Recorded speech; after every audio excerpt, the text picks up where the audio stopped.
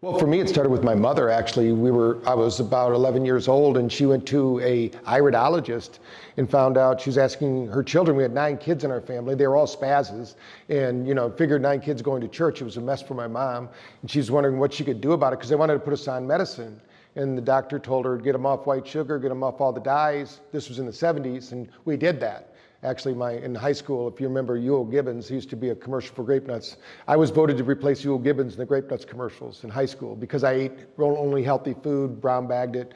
And then my dad became a Silva instructor, which is a meditation technique. So I spent my years from junior high and high school setting up classrooms and doing these things. So pretty much an extension of what he was doing, I'm doing now. And then in the 80s, in 1985, I actually met a group called Light and Sound Research in Vegas, and a series of synchronicities happened for that occurrence to happen.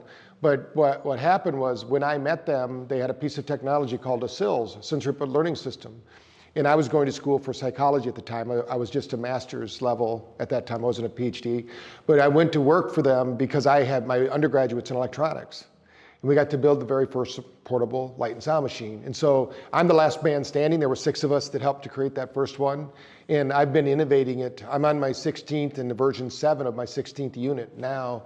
And we're just seeing more and more expansion now with everybody actually what happened at the year 2000 when they said this is the year of the brain. Right, and then they said the century of the brain. Now they're saying, hey, we're learning so much more about the brain. We still don't know a lot about it, but we know that we can improve it and reverse what people think is just a lifelong sentence, that you're supposed to get old, you become cognitively impaired, your family takes care of you, then you pass away. The reality is that your brain can be improved at any age. We've done studies with people up to 90 years old. So when you think about the second 50, you're just starting. So what we need to do, though, is keep your energy up, and we'll talk a little bit about that, I'm sure, today.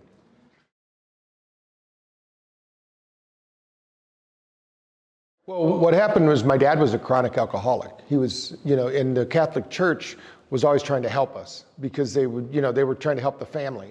And so the Silva method, which Jose Silva was Catholic, and the Catholic Church, actually, Father Fitzpatrick and Sister Mary were the ones who were facilitating the seminar. So they came to the house and they said that they thought they could help him to relax because my dad just, for years, just would go and we'd have to send him away for months at a time.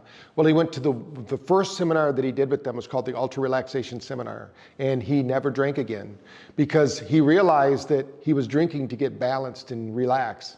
And even though it didn't work, he didn't have a better way. So once he got into it, and my dad's one of those people that once he finds something that works, he wants to learn more about it. And then they took him under their wing and they made him like an apprentice. And then after, I think, a year of helping them with seminars, they qualified him to do the seminars.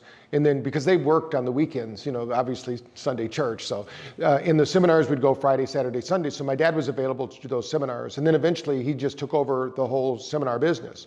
And along that way, what happened was he changed his whole philosophy about life.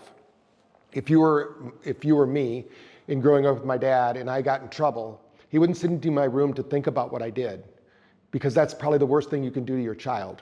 You don't want to anchor in the negative. What he would do is he would send us to the room with a book. And he had a series of self-help books. One of them was called As a Man Thinketh. And I remember being grounded one summer, and for a month I was grounded. But I could get out of the grounding if I read the book, came up and told him how I was going to apply those principles in my life that day. So every day I would read the book. Some days I would fake like I read the book, but I read it so many times I memorized it. I could quote any part of the book, and then I would say, this is how I'm going to use it in my life.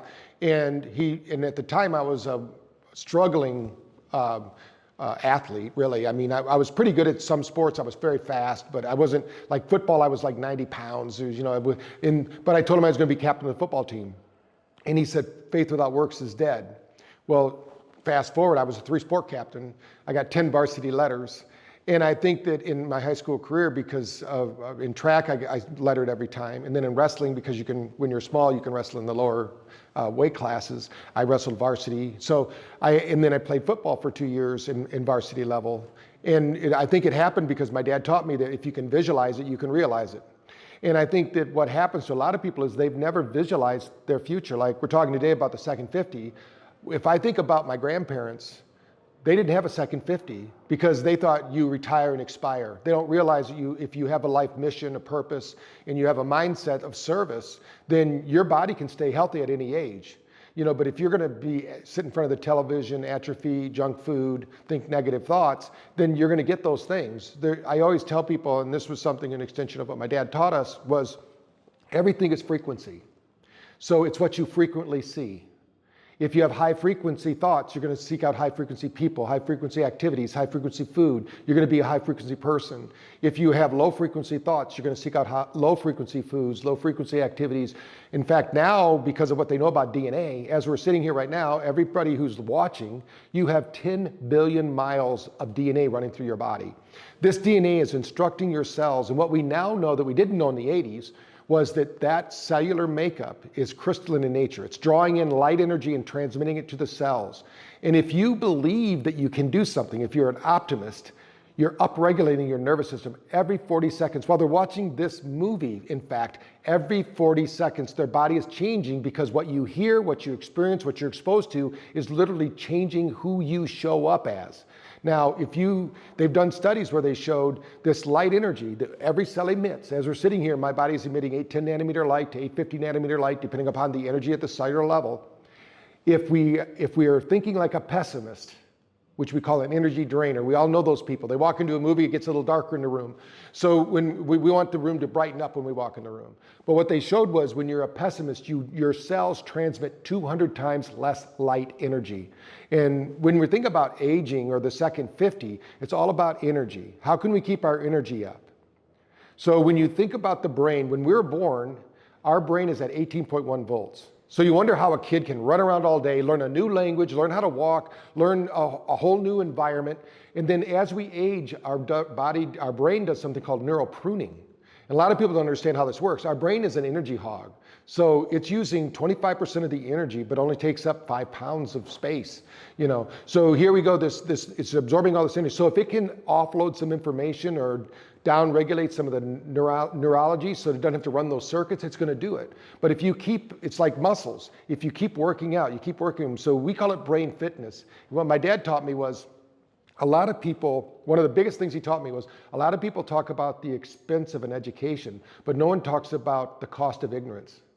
So when you think about, and what he meant by that was, you never start growing and learning. When you're an adult and you think you know everything, that means you start neuropruning. Because in order to have neuroplasticity, we have to do that. So what we found out, and I have a new book coming out actually called The Brain Fitness Blueprint, is first thing that's important is your diet. That's how I started. You can't outthink a bad diet. Number 2, you got to move and breathe. Now that moving and breathing is going to create something in the brain called BDNF, brain-derived neurotropic factors. This is what causes neuroplasticity. So think of neuroplasticity as your brain's capacity to change, transform, and handle stress in other situations. If you don't have neuropruning, then you become very robotic. And that's why as people age, especially in their second 50, they just keep doing the same things. That's probably the worst thing you can do for the brain. Take a different way home, walk a different way, listen to different music, play different games, do your brain fitness, like we do. We're probably going to talk about that. Like we use brainwave entrainment, of course. And then that's number 3. You got to do some kind of brain fitness every day because your brain never rests. And when we talk about brain fitness, in my experience over the last almost 40 years now of doing it, is that a lot of people say they meditate. Well, I've measured 30,000 brains in the last 10 years alone. And I've only measured about 5 people that when they meditate actually upregulate their brain function. They're actually causing more damage. There's something called the default mode network. So they never thought about changing their own thoughts. In Bruce Lipton, which is a good friend, and we bring him out to Quantum University all the time, he's excellent, he wrote The Biology of Belief. What he says is, the words you choose change 3,200 gene expressions. So if you don't change that inner track, like when I was talking about when I grew up, my grandparents were in rocking chairs at my age. I'm still out in the boat playing with my kids. I'm going to be 64 this summer, and I plan on being energized and vibrant for this next 50 years and maybe beyond. I'm looking for a health span. How healthy can I be? I still remember when I was younger, at 27, my grandma said, "Why are you eating this way?" And she goes, "You're not going to live any longer," whatever, because she was making a point, drinking her sodas and eating her hamburgers and things like that. And I'm not against those things. You can do whatever you want. And I said, "Grandma, I'm not doing this to live longer. I'm doing this to feel better now." What I like to tell people is there is no there. And I got this from Rod Harrison, who's a great teacher out of Austin, Texas. And what he tells his people is that everybody wants to graduate. And one thing about our nervous system, when we think about our brain, and 70% of our nervous system is between our ears. So when you think about your nervous system, it's changing every 72 hours.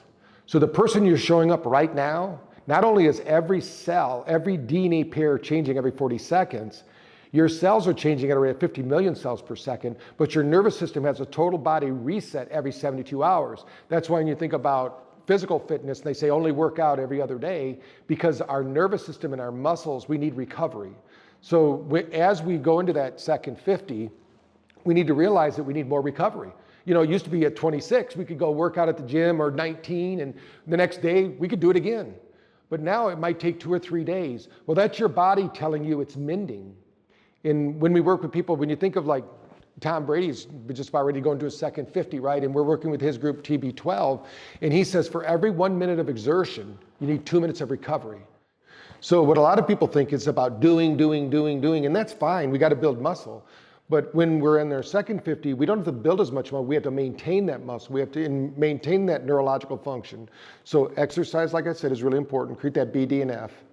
We gotta eat right so we can feed those muscles and things like that. And then we have to do something to relax and use the nervous system, which is between the ears.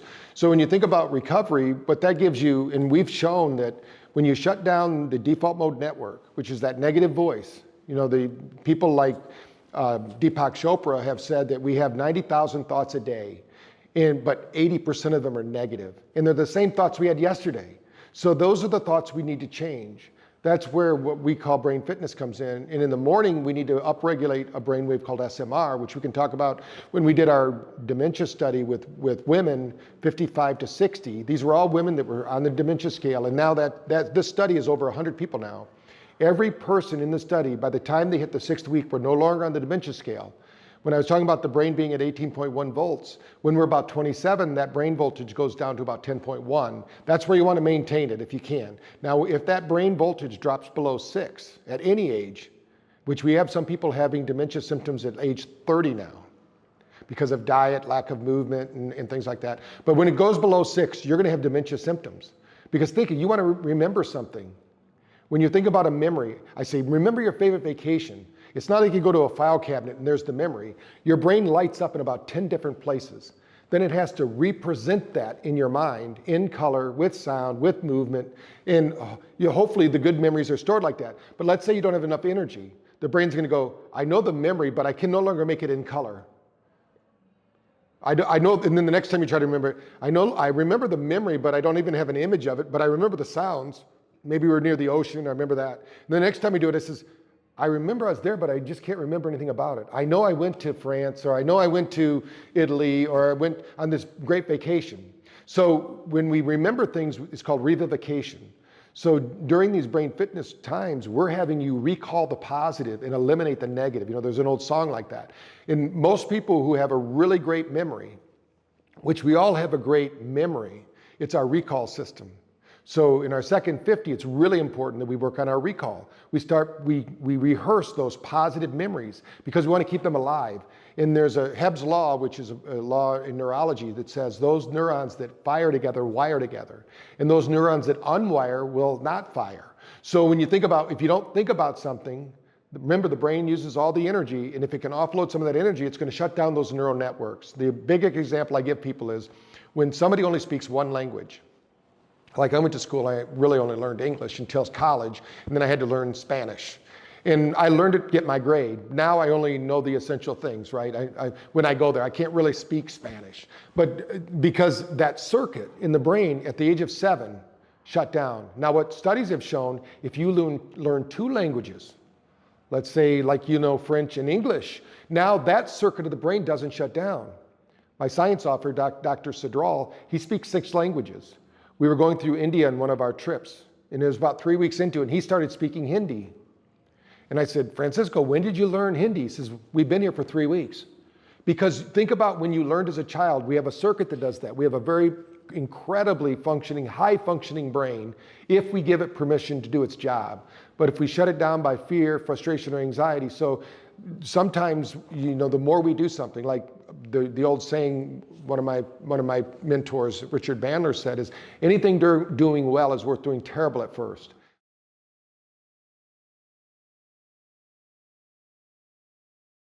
Yeah, when you think about aging, a lot of people, we get what our parents and our grandparents taught us to believe. And what a lot of them have taught us to believe is that you retire, you sit on the porch, and you expire. And that's why the average person only lives 5 years after retirement. So I think that it's a change in belief systems. Right now, I feel at 64 that I feel as young as I did when I was 40 or less, but I'm taking care of myself every day. You have to do something. You can't expect the body to stay healthy. When you have an ache or pain in your body and you go to the doctor, they're going to try to protect themselves. They're going to say, hey, what do you think? You're 64 years old. And I think that the reality is that pain is optional in this reality. You don't have to have pain. When I go to the doctor and I'm not on any prescriptions, they're like looking at me like I'm crazy. Why aren't you on prescriptions? I'm not short of any prescription drug. I'm not against prescriptions if you need them, but I'm not going to just take them because somebody thinks I'm a certain age. Your body, your brain has the most powerful pharmacy on earth. It can create 30,000 different neurochemicals with just a thought at any age. So the brain can take care of that. But if your beliefs are that, hey, I'm supposed to get old, I'm going to become useless, the reality is that I think that's one of the things that I'm here to teach people, is that the wisdom of our tribe. Think of in ancient times, when you didn't retire and expire when you were in, let's say, an Indian tribal nation. You became one of the wise ones, and people went to you to get wisdom. And I think we're missing that because people are not understanding you had a whole life experience. Whoever watching this, you had a life experience. And well, like they say, there's a book in you. There's a story about you. That story needs to be told. And if you find that story, you're going to find your superpower that's going to keep you young and vibrant, because whatever got you to here. Remember, as you age, you're going to find you're going to have less and less of your friends. And that's not a bad thing. That's just the way it is. They say the best thing you can do for health and longevity is be a positive thinker. In fact, you get 6.5 years of your life. So I always tell people, don't worry about those people that are nagging you, that are negative. You're going to not live them 6.5 years. You keep doing what you're going to be doing. You got to stay focused on your own health, daily healthy focus. And then what you have to do is you have to reframe what happened to your parents. They don't have the knowledge or the education that we have today. We know how the body functions. We know what you need to do. I still remember back in high school, I was a sport captain, right, in football, and we would always go to August to Iowa to have our family reunion. And they're all farmers. So I'm putting on my stuff to go running. And my uncles go, what are you doing? I go, well, I'm going to go run. I don't want to get out of shape. They go, I'll take you out on the farm and I'll show you how to get in shape, And of course, they're really strong and they're older. But nowadays, people don't do that anymore. One of the best things you can do for longevity, and healthy longevity is what I'm talking about, is build muscle growth. Keep your muscles growing. We used to do that. We used to be a farming community, and we used to do a lot out in the fields. Now we're more cerebral. We're doing more with our computers and thinking. That's why I think sharing your knowledge, and a lot of people wonder why some people go and they are service to their neighborhoods or their communities. We know neurologically, the neural function, you get such a payoff. You get $40,000 to $60,000 worth of neurotransmitter activity when you go help and serve somebody. So if you really want to feel good, go find out how you can help your community. And then what's going to happen is because we also need to feel valuable. Everyone watching this has a value, whether you're 100 years old, 150 years old, or 30 years old. It doesn't matter. There's a value to what you're doing. You have a community. And what I believe is, as we raise our light, if you will, our energy level, we change to a more positive thinker, reframing it. When they say you can't see the dots going forward, you don't know what brought you here. Why are you here right now watching this movie even? What's going on around you? Well, if you look back over your life, you can see the dots. Everything that happened to you was for a reason. And I like to tell people, this is like Schoolhouse 101, Earth, and we're going to have frustration. We're going to have anxiety. We're going to have fear. Those emotions are not bad. When you think about it, emotions aren't bad. Think of it as energy in motion. But energy that is negative, when I was talking about frequency, that low frequency energy, like depression, anxiety, stress, it's okay to have those. What's bad is to stay in those zones. It's okay to be depressed. And I still remember Alex Guerra, who's Tom Brady's body coach. And when Tom threw those interceptions in the Super Bowl, he said, Tom, you got 15 seconds to think about it, then you got to get over it. Now, what did he do? He came out in the second half and he won the Super Bowl by throwing three touchdowns. So you can stay stuck in the past, and it's bad. Sometimes bad things happen and we can't do anything about it. But we have to look at it from a higher level and say, what can I do? How can I learn from that experience? How can I grow? And maybe how can you share that with your community? How can you, and your community is your family, your friends, your coworkers, having that connection, because we know from the Blue Zone studies, if you really want to have longevity, you've got to have a connection. You've got to have a tribe. And that tribe will help inspire you and move you. And when you think about positive emotions, when you become a force for positive change in your community, your body has to upregulate. They've just proven that. So if you want your body to work at its optimum levels, then think optimistically and positively that there's a reason you're up today. There's a reason that you're meeting this person or that person. There's a meeting. When I go to any meeting, my brain is always going, there's one thing in this meeting, one thing in this talk that I'm supposed to learn about that I'm going to take with me into the future. And I might miss it, so I might have to go back and review the information. But that way my brain is like, when they say we have to have a childlike mind, think of the childlike mind as that inquisitive mind. We call them quizzards. You know, there's just people that always ask questions. And what we found in our studies with school kids is we found out that the smartest kids ask all the questions.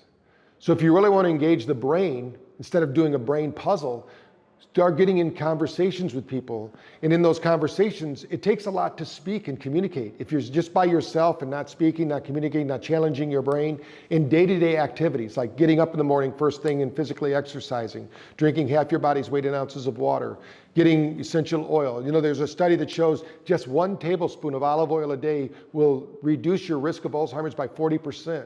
So change your salad dressing. Just use olive oil and put a little Italian seasoning on it, and you can what they call neuroprotect your brain up to 40%. That's a pretty big thing for something that's so cheap. And you're hopefully going to have the salads and greens anyway as we age. So when you think about energy in the body and belief systems, a lot of people think eating, they go, I don't want to eat like a rabbit or whatever. You don't have to eat like a rabbit, but you've got to eat enough fat, fiber, and protein to feed your body, and especially as we age, that second 50, it's so much more important because you're losing something called digestive enzymes. If you ever wonder why when you eat, as we age, we don't digest as well. When we're born, think of it, we have all these digestive enzymes in our body that produce all the time, but what happens is if we use them all up, drinking and eating poor foods and things like that, we have to fill that up. And we can do that daily by eating more greens, eating more what we call purple foods, which you go to the grocery store, any purple food is going to be good for the brain. For some reason, that whatever is in those purple foods, like purple cabbage, and when you think about all the different foods out there like blueberries and things like that, those are all good for the brain. So we want to feed the brain physically. We want to challenge the brain with the physical structure. We want to emotionally challenge the brain by being in conversations. And don't be afraid to get in conversations with people that don't believe just like you. How you're going to build neuroplasticity is have a wide variety of friends. If you're always thinking the same way, doing the same thing, the brain doesn't have that neuroplastic change. So, it's okay to have a little bit of this or a little bit of that, and you don't have to be right all the time. The one story about the guy who lived to be 100, the film crew came out and said, how come you live to be 100? He says, I never argue with anyone. They go, oh, it can't be that. It must be the food you eat. It must be your exercise. And by the time the guy was done, he says, you might be right. So this is how important emotion is, right? When you look at, and I always tell people, do the president study. Just go online and Google presidents of the United States before and after office. I don't care if they're Democrat or Republic. They age. It used to be a young man goes in and becomes an old man. Now we got an old man that goes out an older man. But whatever it is, because stress. So if you're not dealing with stress and changing the way you think, your thoughts are so important because thoughts drive behavior. So when you think about, and I always like to tell people that what Wayne Dyer taught me a long time ago, he said, never let an old person inhabit your body. You can be 100 years old and still be as young and youthful as a 15-year-old if you want, because you're looking at life through curious eyes, you're hearing it with curious ears, you're experiencing life with a sense of curiosity and awe. And then what happens is every day becomes like Christmas. That's why they call it the present, right? So if you live in the present, you get all this energy and all this vitality. But if you drag the past with you, in my one book, I call it the dragons of the past, and people like to drag their negatives with them, and then they wear them like badges of honor. It's time to release those.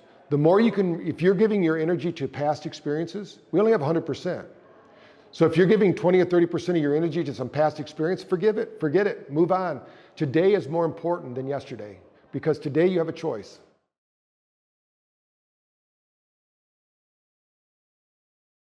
When you think about BrainTap, what happened over the years is we started looking at sound because sound was available to us. And we wanted to balance the hemispheres of the brain and we wanted to get people out of pain. So that's how we first started. And what we found was something called binaural beats. These are sounds that if I introduce a 300 hertz frequency in one ear and a 310 in the other, the brain actually doesn't hear the 300 or the 310. It hears a phantom sound of 10 hertz. So this begins to balance the brain. And what we found then was in addiction, because my background is addiction, I wrote DUI programs for the state of Arizona, was people that were addicted to substances, they weren't taking the substance to try to get high. When they were trying to get help but failing, they're trying to get balance, just like my dad did when he found out the meditation. And then that changes his life because it's something you can do daily. I always tell people, meditation is your medication, because you're stimulating this brain and what we do. So sound is really important. So what we did over the years, we found out that isochronic tones weren't enough. So we introduced music. Certain music, they call it the Mozart effect. There's music that actually, if we just played it in the room while you're sitting there, you'd be smarter. And they proved this with kids, they proved it with elderly people. Anything you're doing where you have to work or read, you should put on this kind of, if you don't know what 10 cycle music is, you can just go on the internet and look up Baroque classical music. All that music was what they call 10 cycle music. And 10 cycle is alpha. So think of, that was the first brainwave we were trying to train to. So alpha is an intuitive, relaxing state. Now, in the 80s, when I was introduced to light and sound research, we were looking at how could we use candles? That was the only light we had. And if you look at a candle, if you've ever been mesmerized by a candle or a fire, I still remember being in India and I took a guru up on stage and I measured his brain and I took somebody up on stage that had never meditated. I said, their brain's gonna match that guru's brain in 7 minutes. They said, there's no way. They put on the headset, we watched them online with the EEG, in 7 minutes they were there. The guy at Ames Bhopal, which now is a research partner of ours, but he at the time he says, well, that's cheating. That guru meditated for 30 years. How can this guy just come up here and have the same brainwave? I said, have you ever meditated to a candle? And of course, Varun said, yes, I meditate all the time to candles. I said, that's cheating. That's technology. It's just technology from hundreds of years ago. So that every fire, like when you're standing in front of a campfire, that campfire is burning at 10 hertz frequency. That's alpha. When somebody says, I'm mesmerized by the fire, yeah, you're in a kind of hypnagogic, what they call hypnagogic state. You're kind of in this daydreaming, relaxed state. But what happens in these brain waves that we found out now, just about 7 years ago, we found out those brain waves trigger the production of neurotransmitters. So when you drop into alpha, you start to create all those feel good, like norepinephrine, dopamine, cortisol. Those are high beta states. When we drop into alpha, those create dopamine. And dopamine is an adjutant. You never get paid off. Like everybody who has an addiction, you're never going to get paid off because dopamine doesn't pay you off. It just gets you to do it. You have to bring the satisfaction within yourself. That's where alpha comes in. Alpha, this acetylcholine is like the feel-good, happy, and there's others too. There's 54 different neurotransmitters. I'm not going to go through all of them. But this is the one that when you're in that state, like when you're doing something you love, like out in nature, walking or gardening or hanging out with friends and time flies, that's because whatever we're doing, time is suspended in our mind. So we drop into alpha. What we found out was now we can drop into theta or gamma, which are two other brain waves. You create something called GABA. GABA in that delta, that theta in that gamma is so important as we age, especially our second 50, because that's what keeps the band together. So think about a band, a marching band without a bass drum. It would go out of rhythm, out of cadence. So what we find is over time, these brain waves get atrophied and they get non-use. That's why so with BrainTap, how we get them there is through light. There's a lot of people out there that say, I meditate in theta, or you see it on the internet all the time.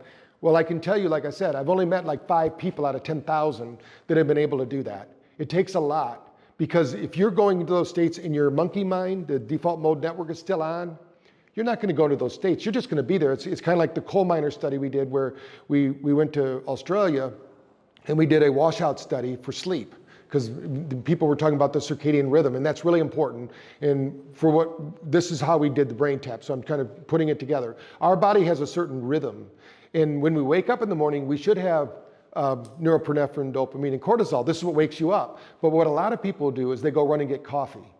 That's the worst thing you can do for your brain first thing in the morning. You can do it after 2 hours of being awake, but if you do it first thing in the morning, the brain will stop making its own neurotransmitters because it says, you just dumped caffeine in here. I don't need to do it anymore. And then what you do is when people go, I can't live without my coffee. Yeah, because you trained your brain. When Dennis Waitley, who wrote the book Seeds of Greatness, he said, first we train our subconscious mind, then it trains us. So sometimes you got to go back and retrain the subconscious mind. You're still in control, but like Bruce Lipton said, 95% of what goes on during your day is controlled by your subconscious. But everybody's focusing on the 5% to change. What BrainTap does is change that dynamic. You put the headset on, we use light frequencies. So instead of a candle, we have LEDs that flash in the eyes. Now your eyes are closed because you're using cranial nerve 2. But what happens is, imagine in our prehistoric times, when we lived in caves, the light would come in through the cave, flash, it would wake us up. So the brain would come awake from that flash. We're using what we call frequency following response. So like the sound in the ears, we did that with lights. We're the only one that does it. We have a patent pending on it for the new technology. And we have different, let's say in the morning we want to get that SMR brainwave. That's the one that wakes you up. We call digital coffee. It only takes about 10 minutes. Once you do that, you get equivalency of about 4 hours of sleep. So when people ask, I don't have time to do that. Well, give us 10 minutes and you'll have all the energy you need. Now in the afternoon, what we know is every person on earth, that circadian rhythm, think of our sun out there as mitochondria. And every cell of your body has some mitochondria. The brain has 200 mitochondria per cell. The eyes have the most per square nanometer because the eyes bring in light and transmit light. It's not just Superman. But we can't see it because it's infrared light, but they can measure it. It can be measured. We have devices now that can measure the emission of light from the human body. The most emission comes from our heart. During COVID, they did a study that showed that when people are in a state of positiveness and they looked at COVID as a challenge instead of a threat, they actually produced 200 times more energy at a time you needed the energy the most. So when you're negative, when you need the energy, but you can't produce it because you're instructing the cells to downregulate because of fear. But think of our sun out there. If everybody around the world, I don't care if you're in France, you're in America, you're in Mexico, you're up around the Alaskan border, whatever, at 2 o'clock in your time zone, your temperature is going to drop 2 degrees. It's going to do that, and then you're going to think you're hungry. So that's when the queen said, hey, it's tea time. We need to have tea and crumpets or whatever. Or people go get their coffee, their chocolate, their, whatever it is. They stimulate their body by what your body needs is a nap. Because if we were to take every person on earth, measure their genetics, take them back in time, we all started in the Serengeti. I don't care where you're at in the world right now, everybody goes right back there. Now what's going on right now in the Serengeti at 2 o'clock in the afternoon? Nobody's running around having a party. They're not looking for the nearest Starbucks. They're looking for a place to sleep.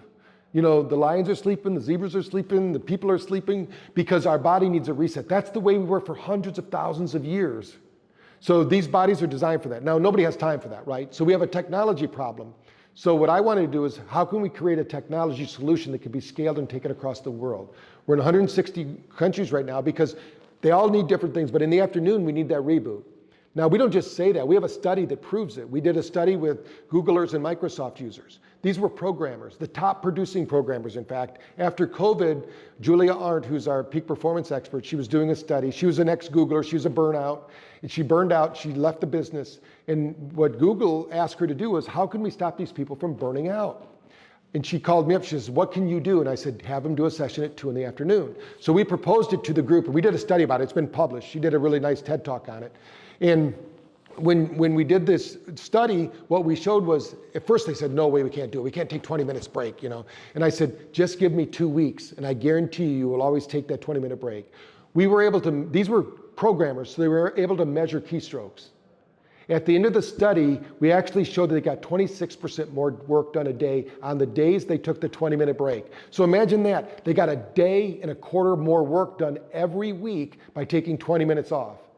The other thing was that their happiness score improved 55% or 54%. Their sleep score improved over 50%. We didn't even do anything about sleep. But every cell of your body is holding on to piezo energy.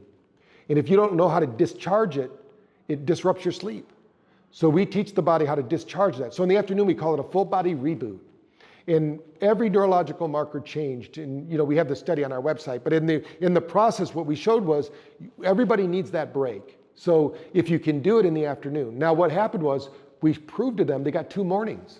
So imagine how productive you are in the morning. Most people are more productive, they're more creative, they get more work done in the first 3 hours of their day than any other time of the day. So now they get 2 of those. Then what happens is after this point, what we do is we have the down regulation, the evening sessions. These are the ones we taught the coal miners. When we did our washout study, which means we did a study before the study, because we needed to have their baselines. What were they doing? So we measured them for 2 weeks before we actually did the study. The average coal miner was in bed 10 hours a day, but they only got 1 minute of deep sleep. So they weren't sleeping. A lot of people think sleep is equating to time in bed. Longevity studies show that 6.5 hours is optimal, but it has to be good sleep. So when we changed their sleep patterns, they actually got 3 more hours a day on average to their life. And we improved their sleep in 3 weeks to 74%, which means they were getting an hour of deep sleep, 2 hours of REM sleep. And they were doing that because we were resetting their circadian rhythm. When they put the glasses on, they did the session, and we got them to relax, they were able to upregulate. Now we also had them do it, we had the station set up in the mind so they could do it in the afternoon and they could do it in the morning. So we did it 3 times a day and we showed this improvement. So what BrainTap is light, sound, and vibration. We also have frequencies in there, because every cell of your body right now is vibrating with a certain frequency. And if you're vibrating at a certain frequency that's stressful, then you're going to be turning on more of the sympathetic system. And if people are in high sympathetic, your cells, like Bruce Lipton says, your cells are either in growth mode or they're in protection mode. So we need to open the cells up to be in growth mode. So when you're in growth mode, you know, your body can absorb that light energy. Now, what does red light energy do and the energy that we use put in the cells? Every cell has a little thing called the Krebs cycle. So inside this Krebs cycle, think of it like a clock, and there's a little guy in the middle with his hand goes around. And every time his hand goes around, you spit out ATP. ATP is the energy that I was talking about measuring. So as we go to that second 50, what happens is we don't spit out as much ATP, and cells die faster and they don't recover. But it's happening all the time. But what red light does from the ears, because we have lights in the ears, and we go, what are those lights in the ears? That's weird. Now, you can do more with other light therapy, other red light therapy, but what we wanted to do was we wanted to get light into the brain. So through the eyes, which are attached to the brain, and the ears, the hemoglobin absorbs that light energy. When the body gets that light energy, it circulates through the blood, and when it finds a cell that's about to die, which means apoptosis, if it can get there before that, that cell will absorb that light energy. It will then begin to spin up and make more ATP. In fact, some studies show 32 times more. So what does that mean? If you had a Tesla, let's say, or an electric vehicle, and it took you 32 minutes to recharge it, if you use the light therapy, it'd only take 1 minute. So we need, and the reason I bring that up before sleep is most people are too tired to sleep. As you've been growing up, like when people go, and you know, as we age, there's a thing, you know, you went through raising your kids and doing all that, and then you find out, hey, I'm 50 years old and I got to take care of mom and dad. And they're not sleeping, they're not doing their thing. They don't have the energy. The brain needs energy to sleep, but it doesn't need a candy bar, it doesn't need sweets. What it needs is, of course, water with minerals in it, but what they need is, they need ATP. So when we give more energy to the brain, it seems counterintuitive because we've been told all the wrong things. The reality is that the cells need energy to sleep. Once you have that energy, you go through those sleep cycles, their memories will improve, because if you don't get that 1 hour of deep sleep, your brain never detoxes. And there's only 3 reasons you're not getting the high brain function: thoughts, traumas, or toxins. So when you think about if you had trauma to the brain, the nice thing is that light therapy also creates a healing effect. ATP is what's healing the body. Think of it as the currency of the body. If I wanted to buy something in the world, I need to use money. Well, in our body, we need ATP. So if we can wish and want and do all the affirmations and do everything, but if we don't have ATP, the body can't produce. And what I found was, we just did a little research in India, which was really amazing. We got to measure 30 billionaires' brains. It was an exciting time. In over 2 weeks, I got to measure. And every one of these brains were terrible. You'd think these are bright minds. They did so much. And I said, you did all this in spite of having any energy. And when we showed them what they could do, they go, we got to fix this, because most people don't understand. They gave their life energy for their life. You don't have to do that anymore. So when you're taking care of your parents, you get them straightened out, but you still, just like being on an airplane, you got to take care of yourself. If you just, the reason for that is You took care of your kids, now you might have to take care of parents. It's not going to get better. It's going to get worse out there because the American diet, people aren't moving and breathing. They're not thinking right. So somebody's got to take hold of it and do this. And once you give them the energy, they'll be sleeping through the night. They'll be waking up rested and recharged. Don't be surprised if they get their memories back, because we're supposed to think of the ancient traditions out there. I don't remember ever reading or learning about an ancient culture that kept the wisdom of the tribe with the youngsters. They kept it with the elders. So the problem must be our diet, must be our activities, must be the way we're living our life. So we've got to change those things. And if you have control with your parents, now that you get to help them out to live a better life as they retire and things of that nature, then you can take care of their diet. You can get them up moving and breathing. There's all sorts of tools for this. And we did a study with 90-year-olds, and we've improved their brain function by 19% in 6 weeks. So when you think about the brain can change at any age, but you also, if you're the one caring for them, the caregiver's got to get some care, taking care of themselves. Because if you have low energy, you're going to just get wore down. But we do this also when we did it with the parents with autistic children. We did a whole study that showed when they were better, when they felt more relaxed, more calm, more centered, their children were better. Because when you change the way you feel, they say when you change the way you look at a thing, the thing changes. And so if you're in a state of stress, you see everything through stressful eyes and stressful experiences. But when you're calm, relaxed, and replenished, you can handle the situation and bring the right skills to the place.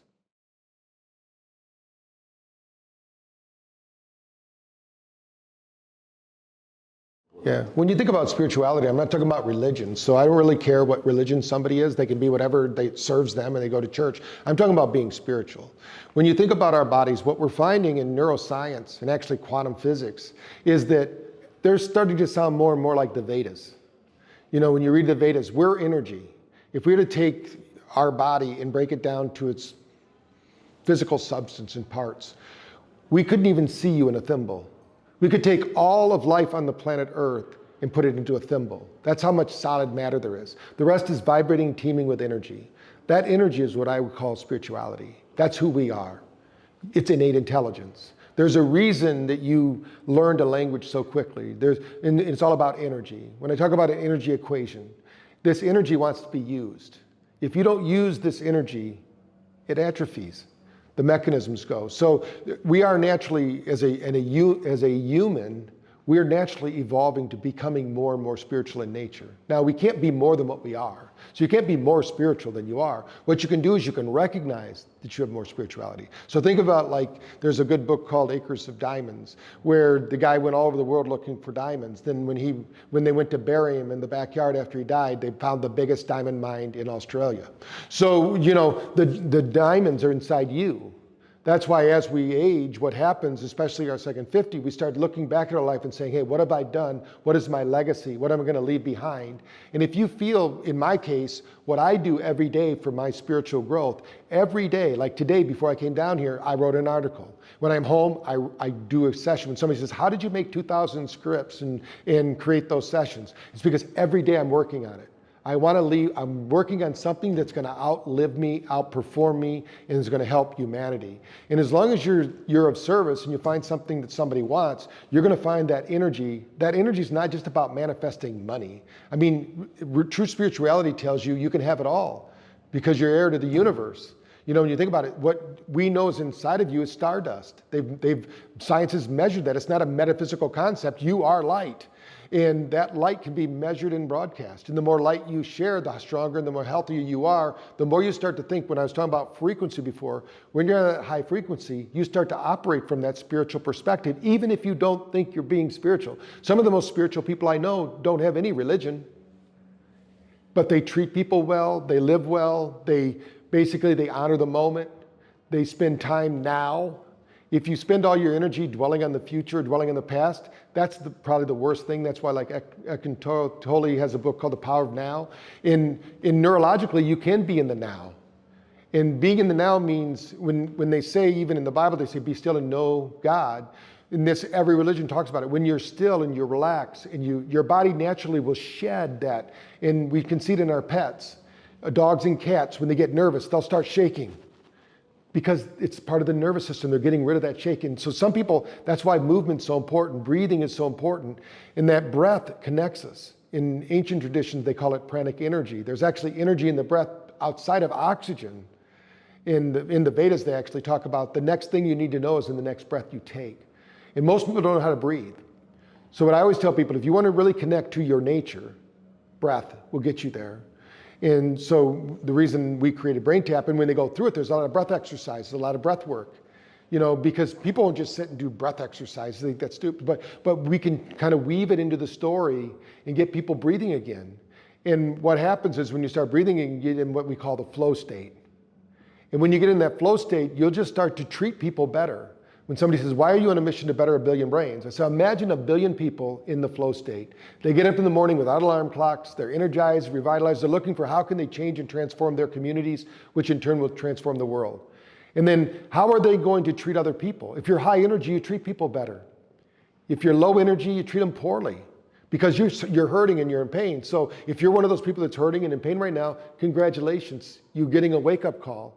Because until you work through that, that's where you get your superpowers. Once you work through it, now you have a power that you can help other people with. That's why in AA, my dad would go through that, and one of the final steps was you go and help other people. Because you don't want to keep the solution under a bushel basket as like a candle. You need to take that off so that light can shine. Once you find a solution, be willing to share that. Find a community to share that with, and you're going to find that's your spiritual calling. And we need a purpose. Especially in our second 50, you need a purpose to live long and healthy when we think about that. So that's part of the spiritual journey.